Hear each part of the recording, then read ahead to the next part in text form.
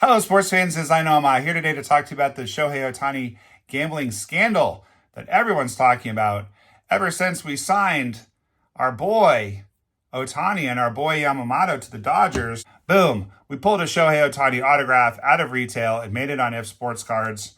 It's to 25. Many of you are here because of that card. If I wasn't a Shohei fan before that, I certainly am one now. We've pulled a lot of really cool cards on the channel of Shohei, including this banger to 99. We pulled a nice little relic of Trout and Shohei. So I'm as invested in Shohei as anybody else from an emotional standpoint. Obviously, I think he's one of the greatest of all time, if not the greatest player we've ever seen. So what's going on now is that his interpreter has been fired by the Dodgers because he apparently was making bets with an illegal bookie. I don't see any reason why anyone would use a bookie nowadays because it's legal to gamble on sports unless you don't have the money. So that's when bookies are going to allow you to place bets with money that you don't actually have. You get further and further in debt, etc. It is legal to gamble on sports in the United States, but it's not legal to do so in forbidden jurisdictions, and it's not legal to do it with unlicensed bookmakers. So the interpreter went and racked up a huge debt, millions of dollars, with someone who's now under investigation by the federal government for doing this illegally. And Shohei's money paid off the interpreter's debt, whether Shohei knew about it or not. Initially, the interpreter told ESPN that Shohei did know and paid it off as a favor to him.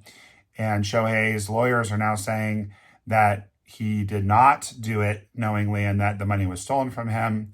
And of course, Shohei himself is saying nothing. Now, the reason that I wanted to do a video on this is because I have a kind of an interesting perspective on this, because in my non-sports card life, I am a psychotherapist and I run a treatment center. And one of the issues that we work with is gambling addiction.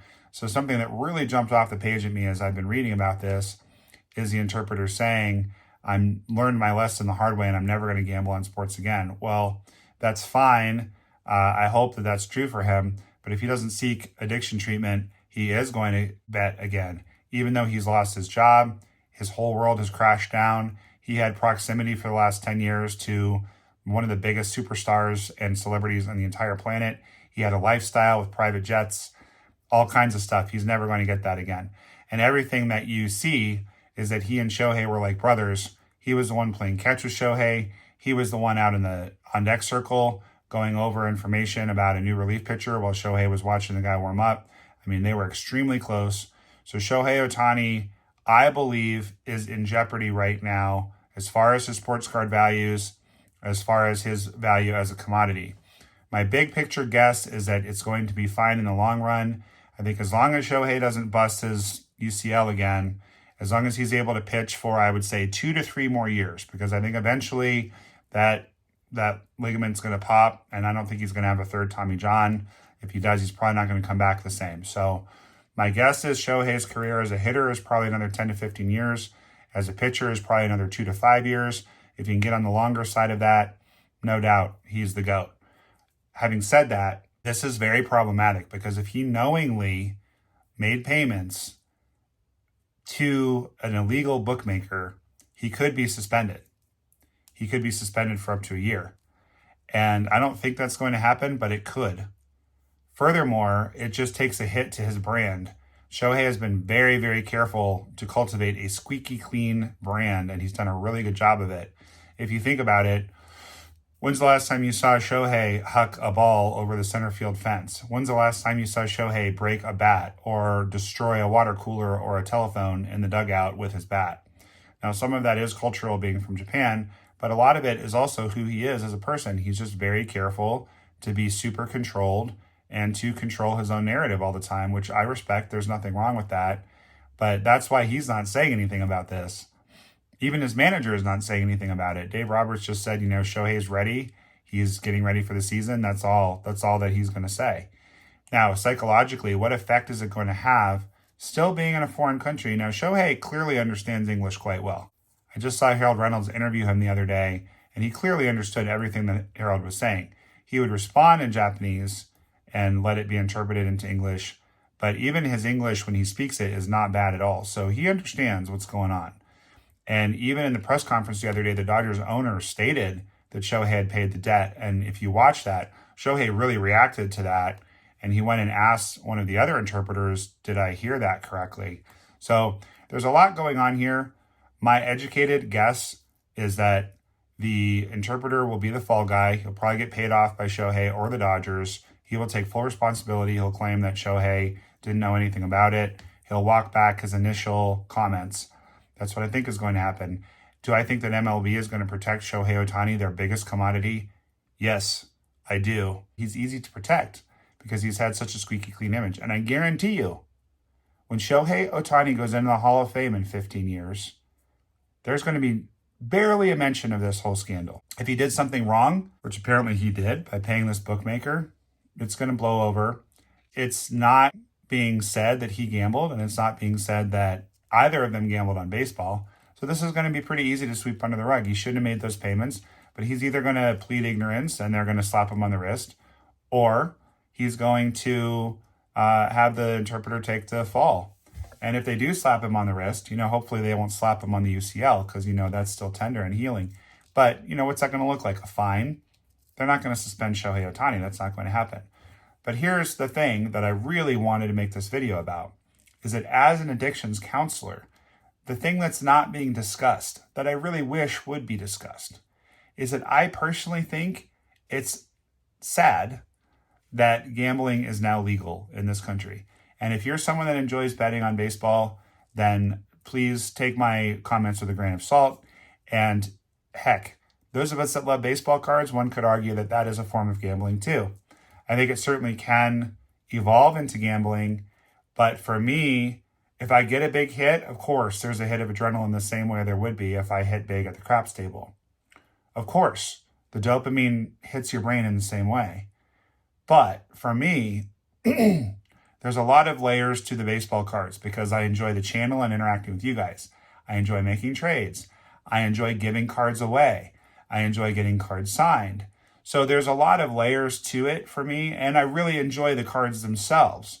So for me, it's different from gambling where I'm either throwing money away or getting money in because there is a tangible product that you're getting. It's just that if you buy packs, you're not exactly sure what's going to be in there. So there's a certain amount of intrigue. There's a certain amount of risk.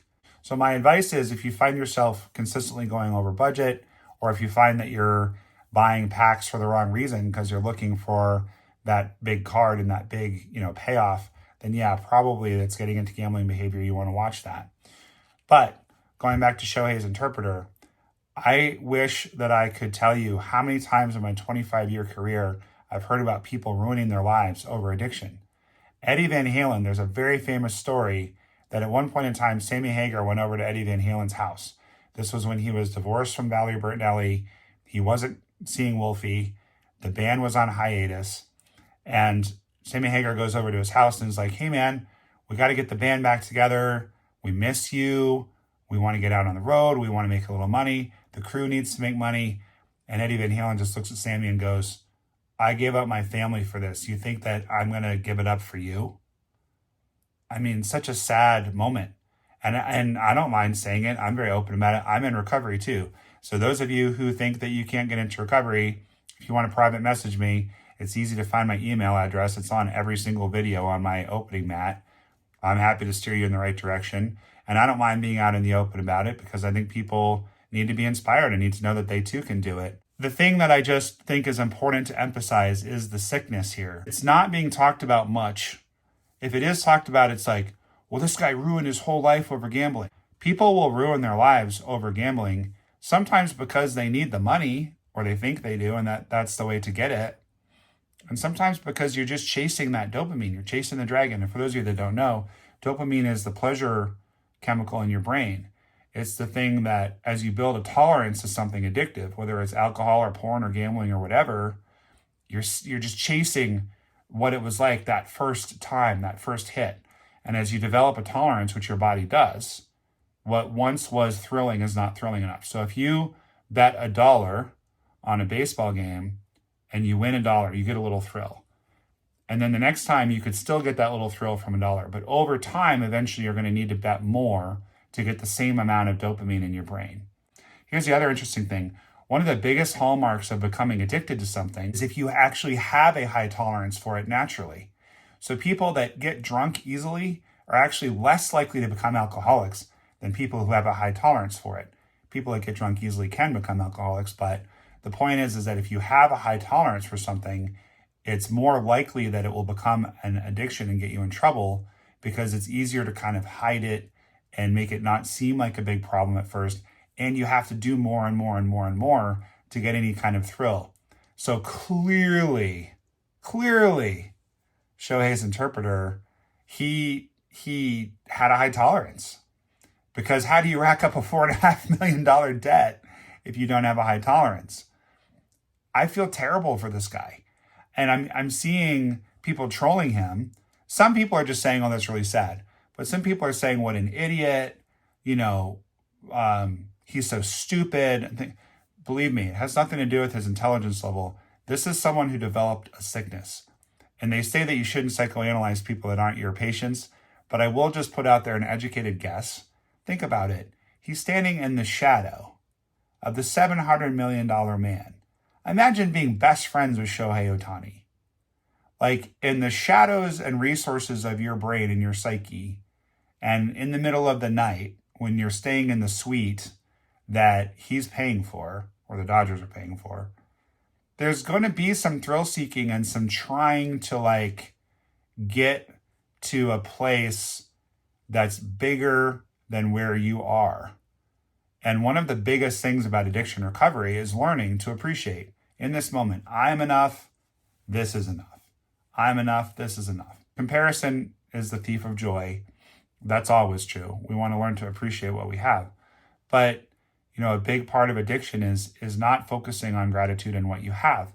I personally would have a very hard time being best friends with Shohei Ohtani because whatever I do, it's not enough. It doesn't compare to what he's doing.